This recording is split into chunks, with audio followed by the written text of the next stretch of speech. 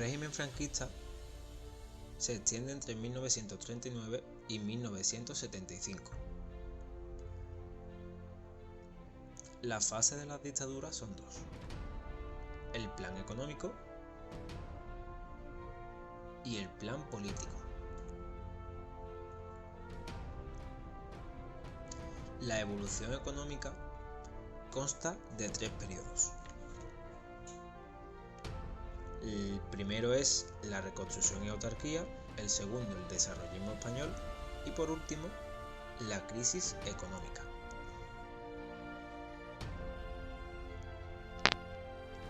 El periodo de autarquía abarca desde 1939 hasta 1959. Es una política que pretendía que España fuera autosuficiente y se abasteciera por sí misma. Esto se consiguió por la fuerte intervención del Estado en la economía, ya que las estructuras de España estaban destruidas y la producción estaba por debajo de las necesidades españolas. Este plan no tuvo éxito debido a la escasez de materias primas como el petróleo y la poca producción de la industria.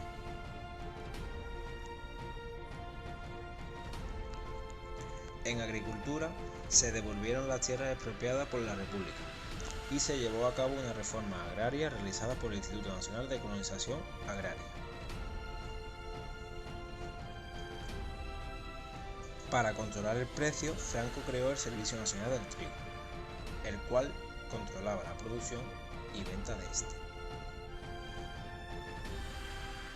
En industria se llevó a cabo una política proteccionista para ayudar así a las industrias que son de interés nacional.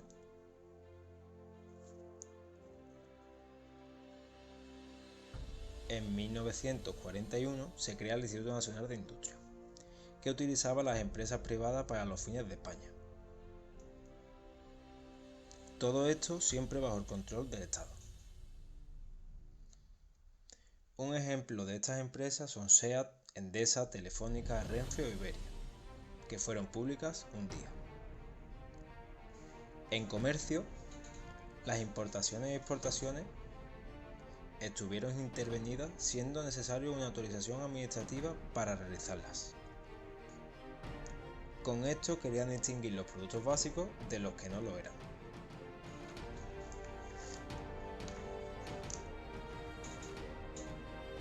Esto llevó a las cartillas de racionamiento para repartir los bienes.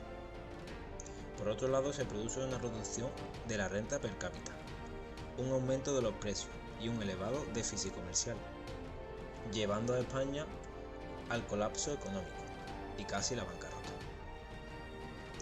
Otras causas fueron la autarquía, la guerra civil, el aislamiento internacional y condiciones climáticas.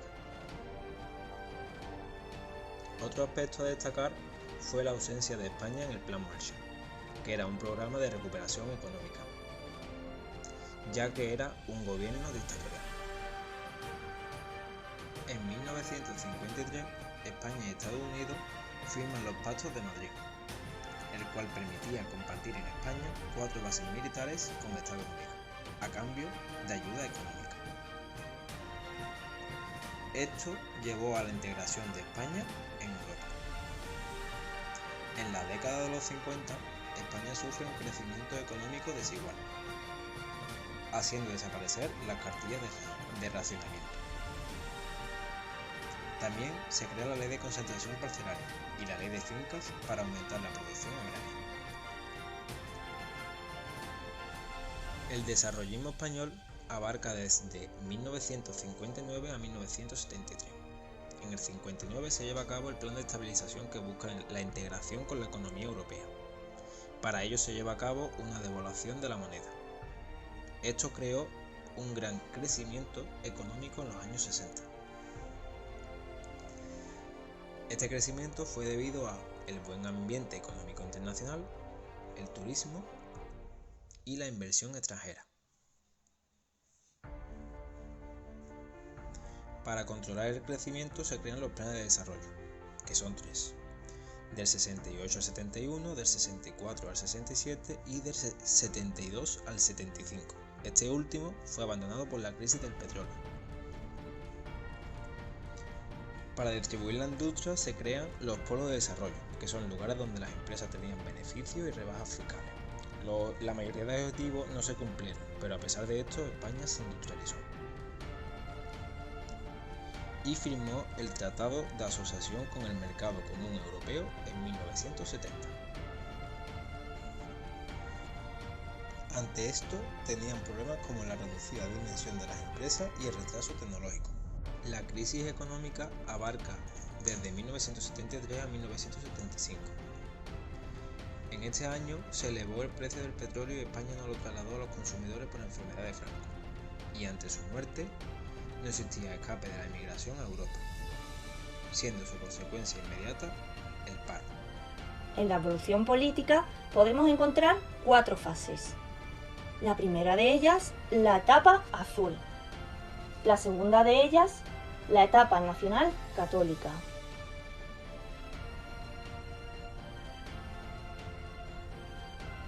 La tercera de ellas, la etapa tecnócrata.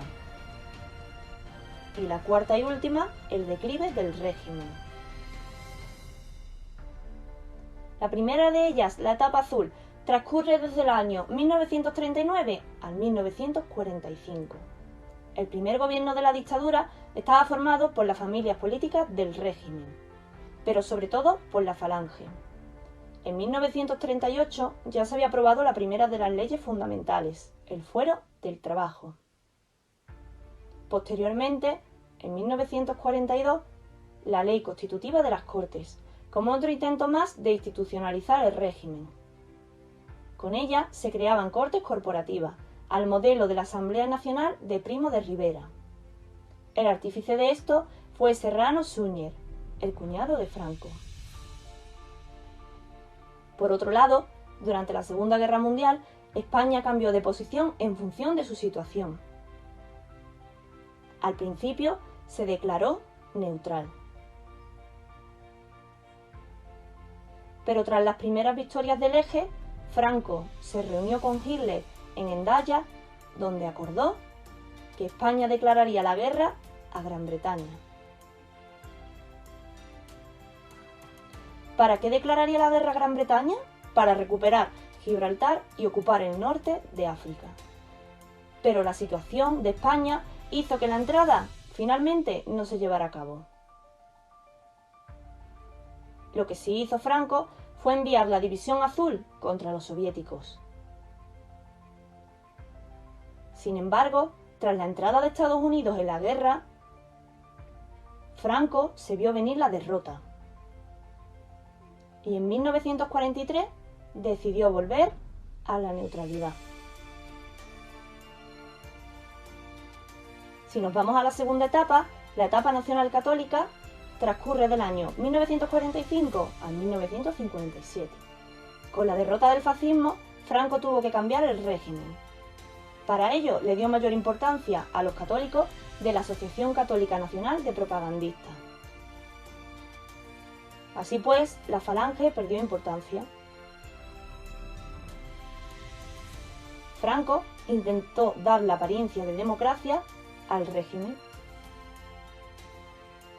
Aprobó el Fuero de los Españoles, en el que se recogían una serie de derechos. ¿Pero qué pasaba con estos derechos? Que no se garantizaban.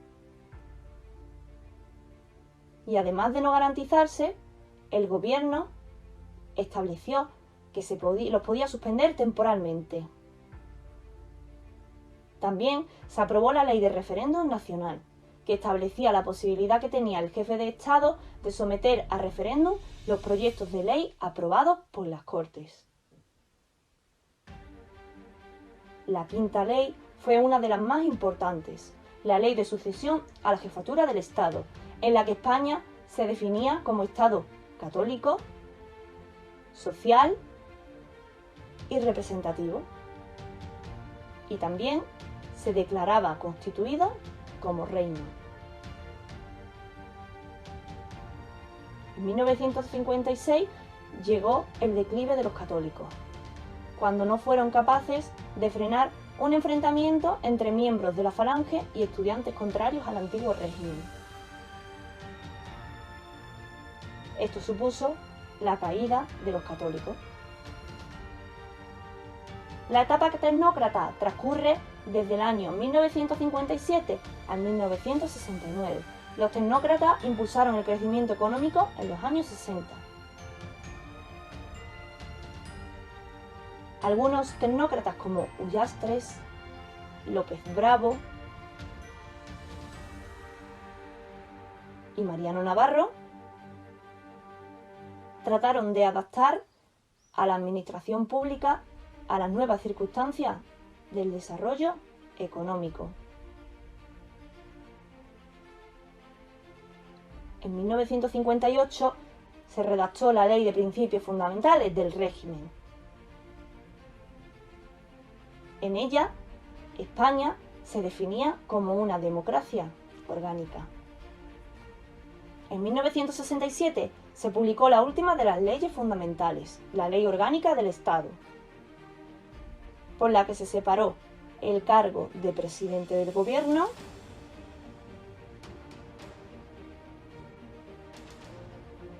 y jefe del Estado.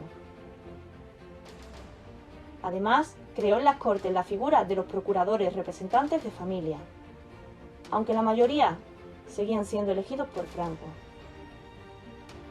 Antes, en el año 1966, se aprobó la Ley de Prensa por Manuel Fraga.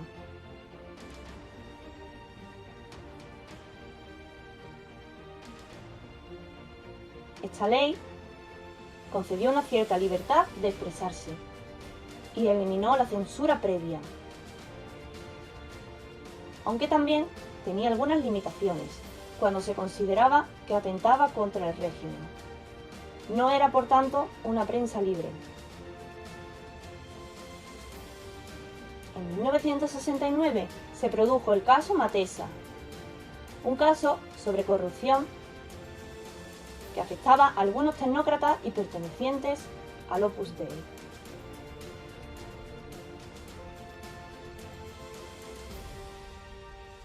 Este caso de corrupción causó un gran enfrentamiento entre aperturistas y tecnócratas, que hizo que Franco decidiera disminuir la participación de ambos grupos en su gobierno y finalmente decidió formar un nuevo gobierno.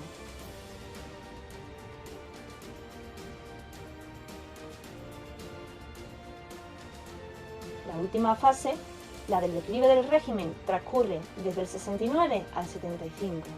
Durante estos años, España, además de crisis económica, sufría una crisis política, causada por la incapacidad física de Franco de poder controlar la situación.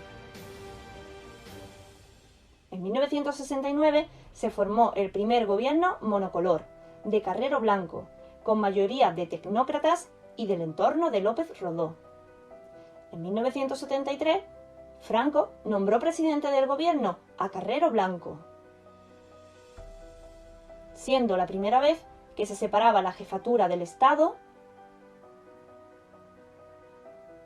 y la de gobierno. Fue un gobierno con éxitos y de preparación para después de la muerte de Franco. Pero todo se paralizó y la crisis empeoró cuando Carrero Blanco fue asesinado por ETA en 1973.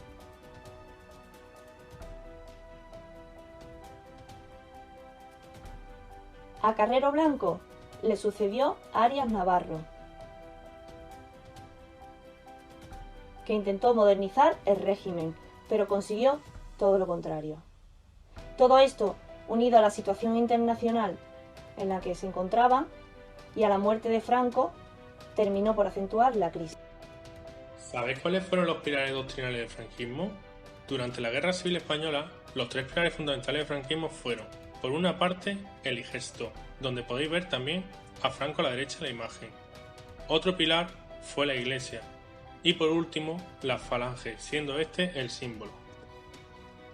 Francisco Franco nunca le dio todo el poder a ninguno de los tres pilares doctrinales, ya que como dictador deseaba poseer el control absoluto y por eso, lo que conocéis como separación de poderes, ejecutivo, legislativo y judicial, digno de una democracia, no existía.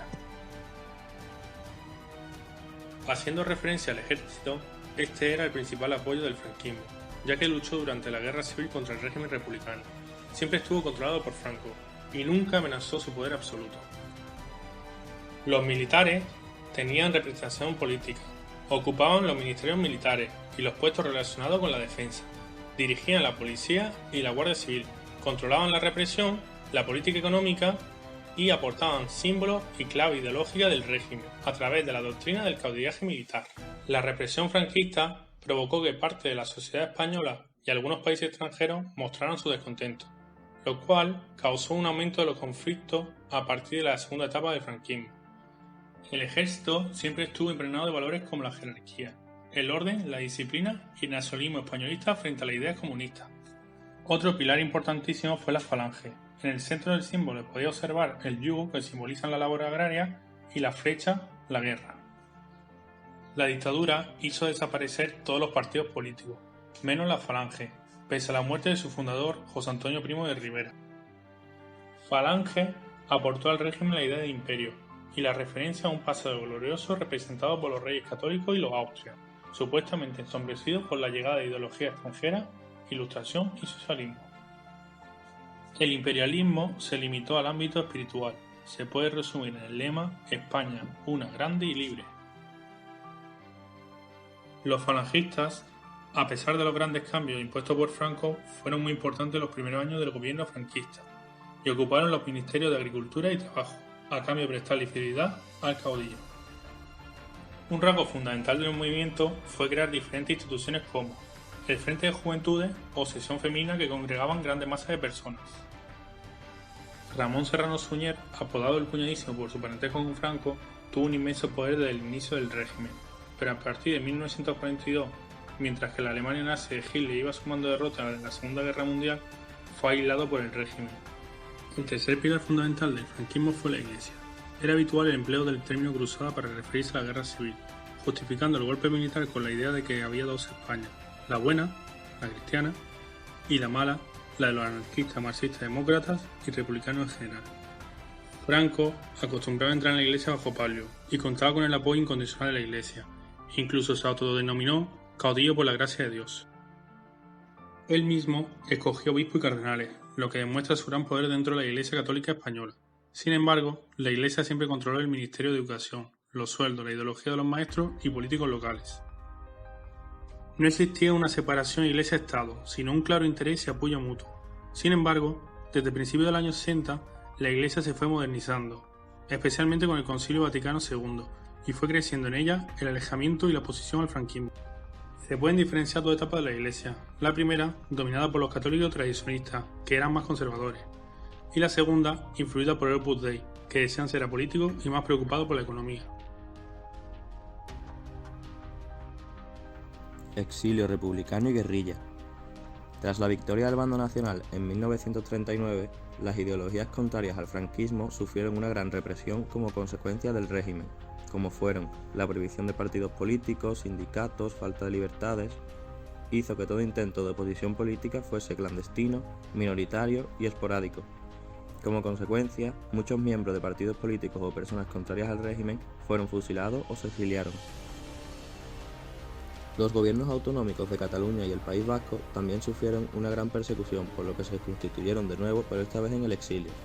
El fusilamiento del presidente Companys en octubre de 1940 llevó al nombramiento de Josep Tarradellas. En el interior de España, tras la guerra, seguían existiendo muchas personas opuestas al régimen, sobre todo republicanos.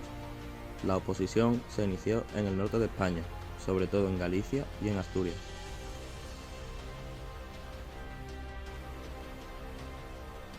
Los maquis eran pequeños grupos guerrilleros opuestos al régimen franquista que mantuvo la resistencia armada en las montañas.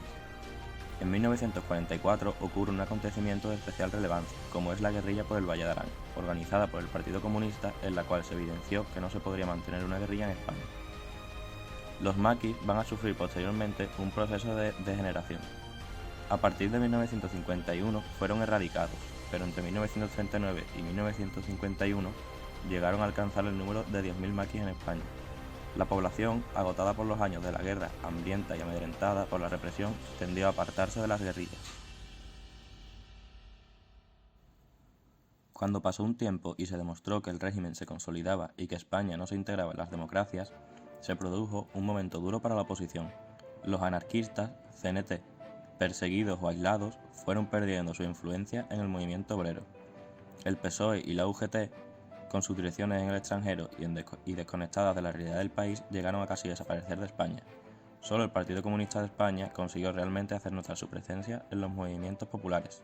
Sin embargo, a partir de 1950 aparecen en escena otros grupos: Movimiento Socialista de Cataluña, Demócratas Cristianos y los grupos nacionalistas, que se dividen en Cataluña y en el País Vasco.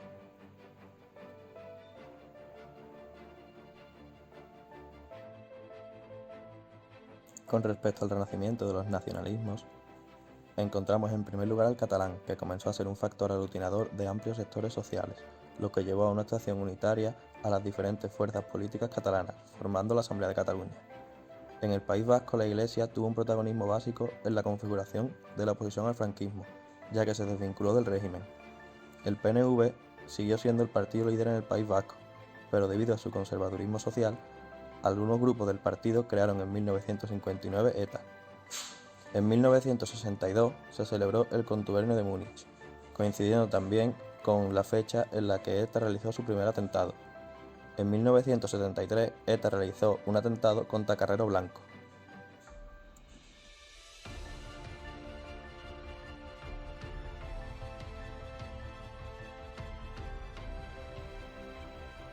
En España, el final de la guerra es también el final de la Edad de Plata de la cultura española, ya que la mayoría de los artistas e intelectuales partieron al exilio, dejando una grandísima pérdida cultural en el país. Entre estas personas que marcharon encontramos nombres de la talla de Antonio Machado, Federico García Lorca,